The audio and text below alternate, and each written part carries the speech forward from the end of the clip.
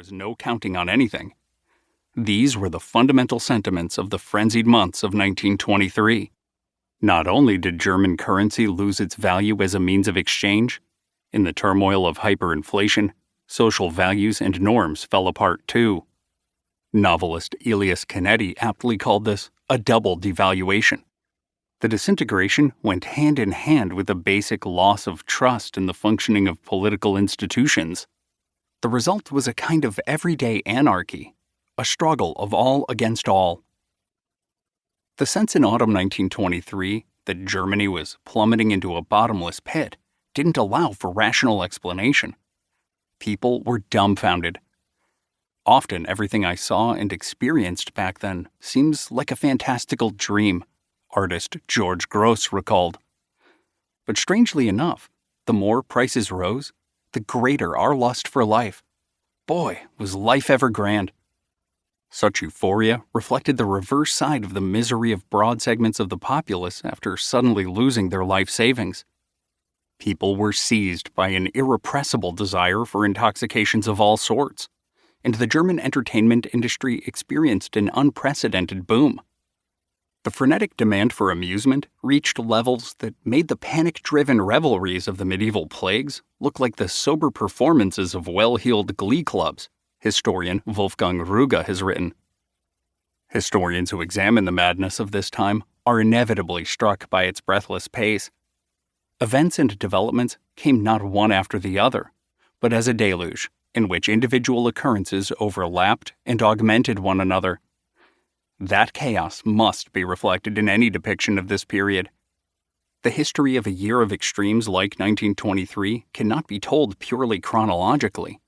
In the interests of comprehensibility, I have tried to untangle the knots of crises and reorder the various strands thematically. The result is a non-chronological sequence of chapters.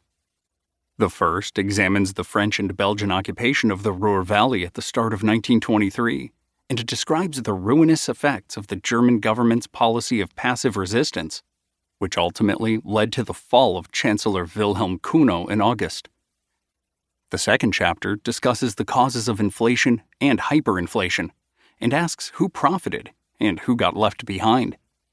The focus is on how German society experienced the furious devaluation of the mark, and how people's everyday lives changed as a result.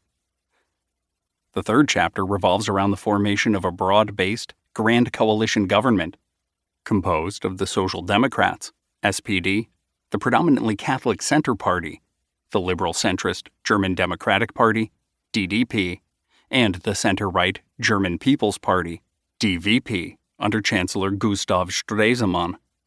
It delves into his attempts to find a way out of the crisis, including such efforts as the end of the policy of passive resistance to the French occupation in September, and the initiation of a currency reform with the founding of the Rentenbank, annuity bank, the following month. The fourth chapter concerns the plans of the Bolsheviks in Moscow to exploit the chaos of hyperinflation and unleash revolution in Germany. The initial spark was supposed to be the German Communist Party, KPD, joining the Social Democratic-led regional governments in Saxony and Thuringia. The German October may never have materialized, and a communist-led rebellion in Hamburg was quickly crushed. But the failed coup still had grave consequences.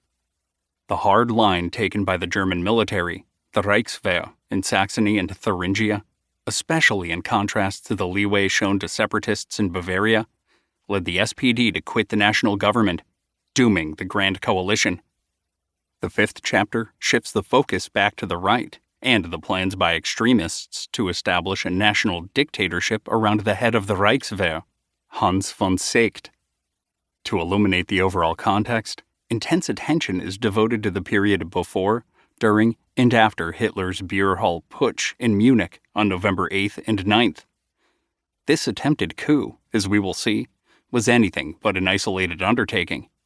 On the contrary, it was one of numerous efforts by influential industrial, military, and right-wing political circles to bring down the Weimar political system and institute an authoritarian regime.